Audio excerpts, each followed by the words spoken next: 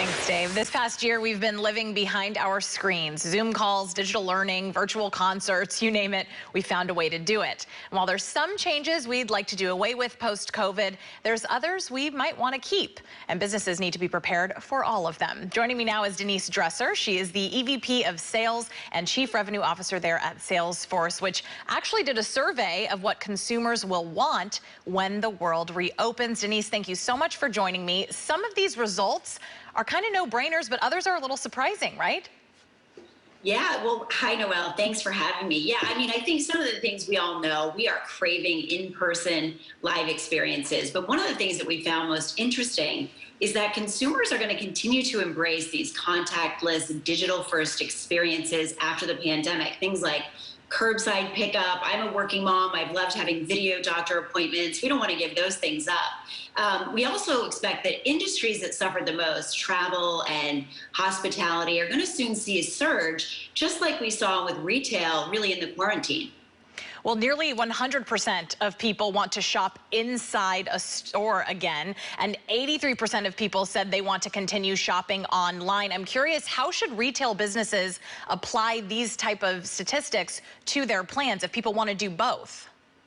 Is a great question. I mean, retailers are really going to need to be prepared to meet these new consumer expectations. I mean, many of us are still going to want that convenience of shopping online and then doing a quick curbside pickup, but we're all going to want to get back to the store and browse. And so I think that not only just retail, but all industries are really going to need to be able to think about how do they combine that digital experience with the physical and make it a great, memorable experience. In many ways, 2020 has raised the bar about how we think about businesses creating a digital experience and a physical experience.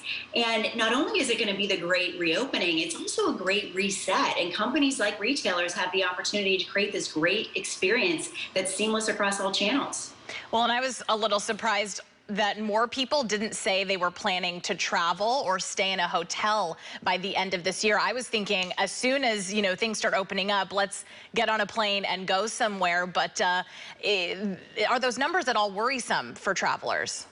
No, I think we're going to see those numbers rise up as we see people watch their friends and families really get back on the road and find a safe way to do that. What we are seeing in the meantime is a big surge in what we haven't been able to do, which is the local events in our cities, things like just concerts and movies that we haven't been able to do in over a year. And so I think that we're going to see that interest. And when it does come back, it's going to be a different experience where we're going to have a lot of questions during that experience. Think about a hotel. When you're checking into a hotel, you're going to want to understand, is the spa open? Is the gym open? Do I need to make an appointment? And so I think it's going to come back. I think there's going to be a surge in local. And I think that when we have those questions, we're going to want answers to those questions really right away. And all those companies are going to need to think about how do they answer them in real time, in the moment, to get us comfortable in traveling. Well, and that's exactly what I was just going to say. Making people feel comfortable returning to society is the big key here. So I'm curious, there at Salesforce, are you guys seeing certain businesses investing in different things to make that happen, both in person and online? Yeah, I mean, the customer service area, all of those workers that are performing that function are really on the front lines. They're not only answering the phone, they're in chat, they're in email. And so what we're seeing companies do is to first of all, prepare and make sure that those workers have all the information they need right at their fingertips, wherever the customer is, and being able to do it from anywhere so that they can combine those physical, those digital experiences, and leveraging things like automation and AI to really kind of automate that, do it at scale, make it feel very personalized in this new world where things are going to be different.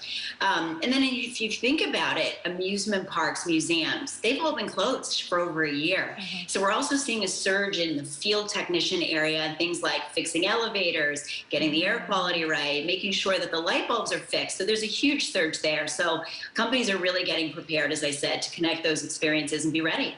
Are you starting to see them when you say, differences in like the elevators and the lights and things like that? Are we starting to see folks investing in more sustainable options when it comes to those types of things? Yeah, I mean, they're thinking about how do they do this in a better way in the future and making sure that their buildings are ready for what is to come. And absolutely, we are.